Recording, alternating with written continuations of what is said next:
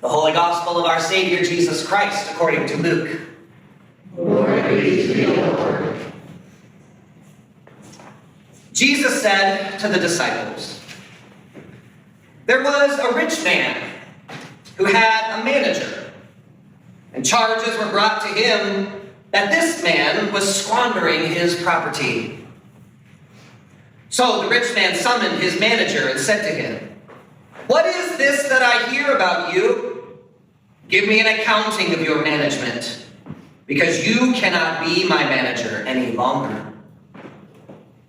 Then the manager said to himself, 'What will I do now that my master is taking the position away from me? I am not strong enough to dig. I am ashamed to beg. I have decided what to do, so that when I am dismissed as manager, the people may welcome me into their homes.' So summoning his master's debtors one by one, he asked the first, 'How much do you owe my master?' He answered, 100 jugs of oil. He said to him, 'Take your bill, sit down quickly, and make it 50. Then he asked another, 'And how much do you owe?' He replied, 100 containers of wheat. He said to him, 'Take your bill, and make it 80. And his master commended the dishonest manager because he had acted shrewdly. For the children of this age are far more shrewd in dealing with their own generation than are the children of light. And I tell you, make friends for yourselves by means of dishonest wealth, so that when it is gone, they may welcome you into the eternal homes. Whoever is faithful in a very little is faithful also in much. And whoever is dishonest in a very little is dishonest also in much. If then you have not been faithful with the dishonest wealth, who will entrust to you the true riches? And if you've not been faithful with what belongs to another, who will give you what is your own? No slave can serve two masters. For a slave will either hate the one and love the other, or be devoted to the one and despise the other. You cannot serve God and wealth." The Gospel of the Lord. Praise be to you, O Christ.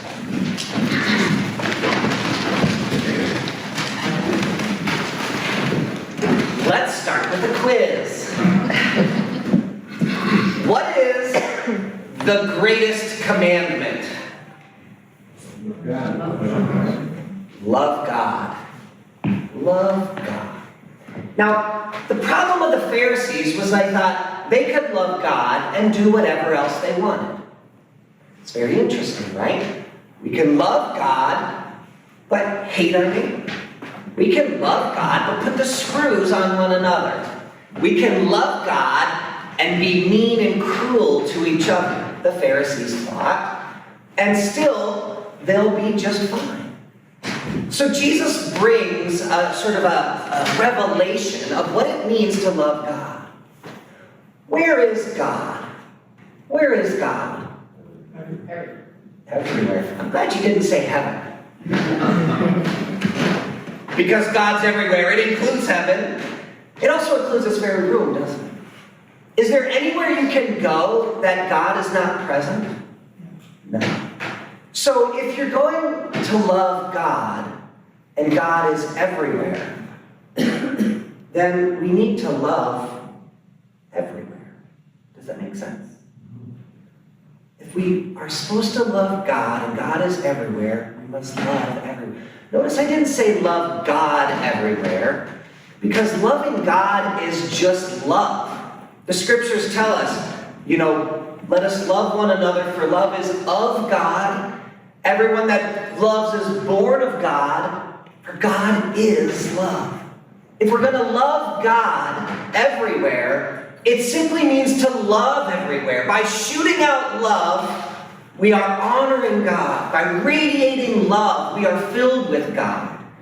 So there is not categories of if you can love this but not that. You can love them but not them. You can love in this place but not that place. If you love God, then you will love everywhere. Does that make sense? To love everywhere. And also to love everyone. The problem with the Pharisees was so keen. They come to Jesus in chapter 15, this is 16 today, and they start grumbling. They say, this man is welcoming sinners and eating with them. Do you remember that? He's welcoming sinners and eating with them. And Jesus realizes the Pharisees have got a problem. They've got this problem where they feel like they can love God, but they're hating all of these folks that they're calling sinners, that they're calling taxes. Their hearts are full of resistance, right? Their hearts are full of hate. Their hearts are full of discontent. And a lack of welcome, a lack of love, a lack of respect, a lack of value. So he tells 3 parables. And this is all Luke 15. Jesus tells 3 parables for the leaders, for them to understand. He says the parable of the lost sheep, the parable of the lost coin, and the parable of the lost son. And in each of these parables, there is the one who is lost, the one who loses them feels that they are so precious that they'll do anything to find them again. And he's talking to the Pharisees about loving these people so much that you'll do anything to bring them back into the fold. What we don't always realize is that Jesus doesn't tell just 3 parables about this problem. He tells 5. He tells 5. The first 3 are these lost parables about bringing them back in. But the last 2 parables are found in Luke 16, the very next chapter. And they have to do with the number 1 challenge that makes this so hard for us to do. Why do we have such a hard time loving one another? Why do we have such a hard time valuing one another? Why do we have such a hard time wanting to gather the lost back together? Why are we willing to let them go? Why are we willing to exploit them? Why are we willing to let them have terrible lives? There is a single great challenge to love. There is one thing in life that makes love the hardest. And today you get to find out what it is. And because if this sounds really momentous and central, it is. This is one of Jesus' most important and most impactful teachings. It's also perhaps one of the hardest to handle. What is the great challenge to love? If we had some time, I would say get together with a friend. But Jesus tells us the answer. So we have lost sheep, lost coin, lost son. And then in chapter 16, the parables start like this. There was a rich man, and there was a rich man. What do you think the great challenge to love is? Wealth. Money. And what goes along with wealth and money, which is power. So these last 2 parables are Jesus talking to the Pharisees and through them to us about this great challenge and what we can do about it. And to understand today's parable, we need to actually have a sense of what the first century was like. Why was money such a challenge for them in this time? So let me paint for you a picture of first century Palestine just for a moment so that you can see it. There was not a strong, vibrant middle class in the first century. This is something that's very, very new in human history. We're still trying to figure out what it means to have a middle class. For most of history, there's been the rich and the poor. The people who had the stuff and they got it by exploiting others. So the rich were very rich, the poor were very poor, and where did the rich people's money come from? The poor. It's why we get a pyramid. It's like, if we're going to have riches, we need, and I'm one person, I need to find 100 people and exploit them. And get a little bit of money from each of them so that I can have 100 times and they can barely have what they need. This is what first century Palestine looked like. down in Judea, down in Jerusalem, down where the Romans were the strongest, in the southern area of Israel, the rich people wanted their wine, they wanted their bread, they wanted their olive oil. So what did they do? They took advantage of the people in the northern half of the country, up in Galilee. And what they did was they waged extraordinary taxes on the poor so that the poor could not possibly pay them. And then what the rich said, this was the system, what the rich said to the poor was, I'll tell you what, we'll pay your taxes, but you have to give us the deed to the property. And if you give us the deed, then from now on, we'll pay the taxes, and all you need to do is give us a portion of the wealth of the land. Does this make sense? So they turn into tenant farmers. People who once owned their own land and did their own farming now are on the same land and doing the same farming, but someone else owns the land, and a large portion, a crazy portion of what they are farming is now being required of them annually. And they're barely making it. And all the wine, and all the olive oil, and all the wheat is all going to the south to fund and fuel the banquets for the extraordinarily rich. And the rich people wouldn't go to the poor people and ask for the stuff themselves, right? That would probably be dangerous. What they did was they would hire managers or hire stewards who would go for them to the poor and extort them and take these great amounts of things and bring them back up. So today's parable starts with there was a rich man. And now we know who Jesus is talking about. He's talking about one of these people in Judea who owns the land and is requiring all this stuff. And the rich man has a manager, and the rich man calls the manager and says, you have been squandering my property. You cannot be my manager anymore. Now what does that mean? That means that the manager wasn't squeezing the people enough. He wasn't getting enough out of them. There's margin. These people are still sort of making it. You should be squeezing every last drop out of them so that they can hardly survive, the rich man says. I'm going to bring in a new manager who's even more ruthless, so you need to figure out what you're going to do. Because you can't be my manager any longer. Give me an accounting. I want to see every line. Olive oil, who owes me what? Wheat, who owes me what? Because I'm passing it on to someone else.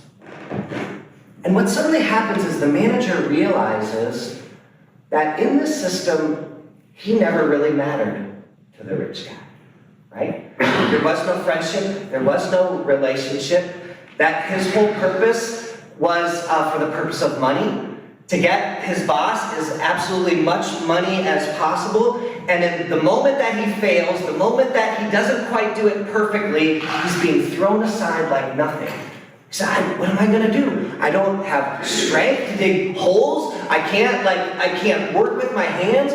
What can I possibly do in this system? And suddenly the manager flips. Where once he had been the agent of going to the poor and getting every last penny out of them, suddenly he decides to work for the other side. Suddenly he decides, well, if I'm not going to work for him anymore for wealth, maybe I'll work for them right now. For relationship, for friendship, for love, for compassion. And so for the sake of compassion, he now flips and goes to the people and says, how much do you owe? And they say 100. And he says, you know what? I still thought that was too much. Let's make that 50. How much do you owe? I owe 100 for wheat. He says, I always thought that was too much. Let me help you out here. Let's provide a little bit. I know you've got children going to school. You've got a marriage that's coming up. Make it 80.